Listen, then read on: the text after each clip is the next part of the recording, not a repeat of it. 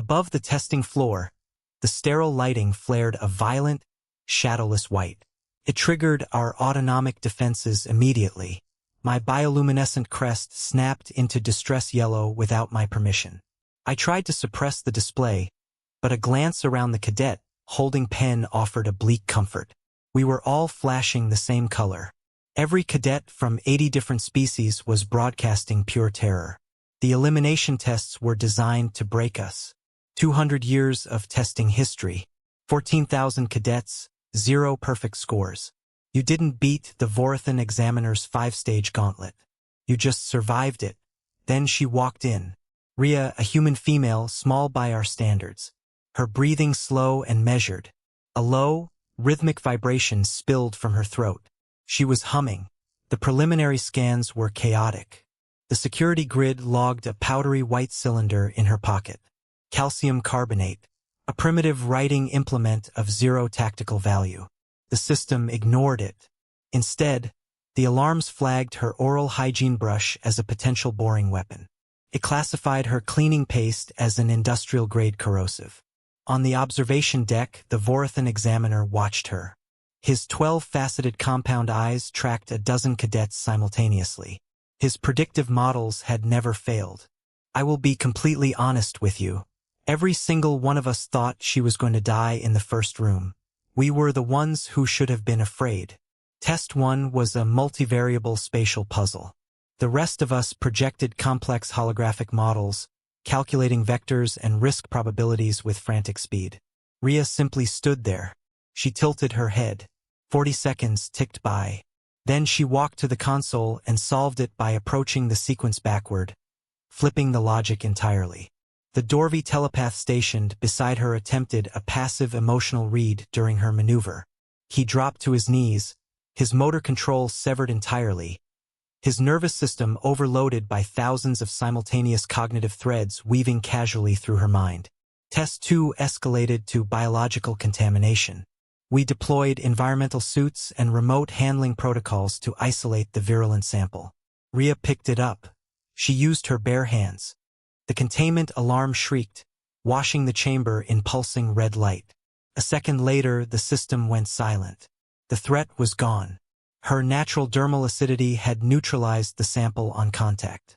The biometric sensors checked her cortisol levels. Baseline, which meant the scanners were malfunctioning, or she was exactly what she seemed. She wiped her hand on her trousers, turning to the nearest paralyzed cadet. Wait! You don't disinfect with your skin.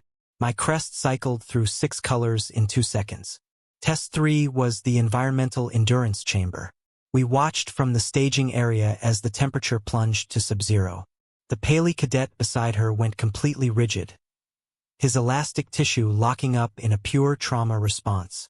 Rhea calmly swam through the freezing water for 3 minutes.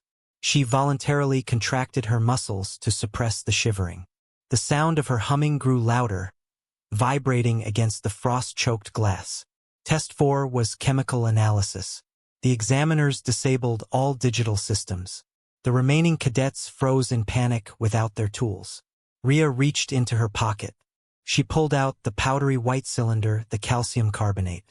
She knelt and began drawing complex molecular structures directly onto the pristine floor, freehand, working entirely from memory.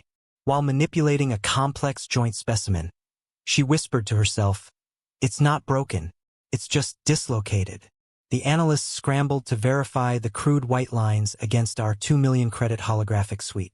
They found a 0.00003% accuracy margin, but the math checked out. That was the worst part. 3 individual facets of the Vorathan examiner's compound eyes went utterly dark. His predictive algorithms shattered. He slammed his administrative override, granting her full marks instantly. He did not wait for Test 5's simulation to conclude. The results were already conclusive. The final medical packet populated across our screens. The medical scan finalized, revealing that her dermal acidity was merely a localized defense mechanism backed by an internal immune system boasting a 99.9% kill rate against unidentified biological threats, all sustained by an atmosphere composed of highly corrosive oxygen. She was not a genetically modified super soldier. This was not a warrior. This was merely her baseline.